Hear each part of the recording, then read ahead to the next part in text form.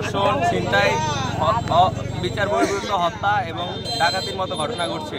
তো আমরা আজকে ধর্ষকের বিরুদ্ধে এই ছিনতাই, হত্যাকাণ্ড এবং ডাকাতের প্রতিরোধে আন্দোলন মানববন্ধন করছি।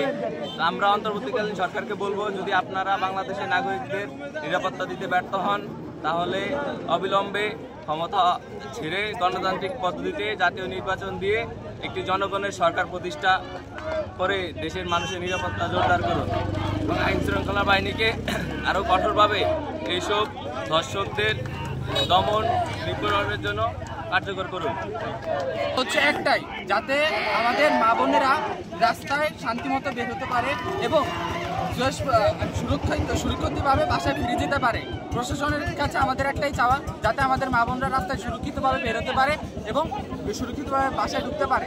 কারণ হচ্ছে এখন আমাদের দেশে যে অবস্থা, ধর্ষণ হচ্ছে এবং বিভিন্ন ডাকাতি, ছিনতাই এগুলো হচ্ছে, তাদের ফলে আমাদের জনগণদের ভিতরে, মনের ভিতরে একটা ভয় সৃষ্টি হয়েছে।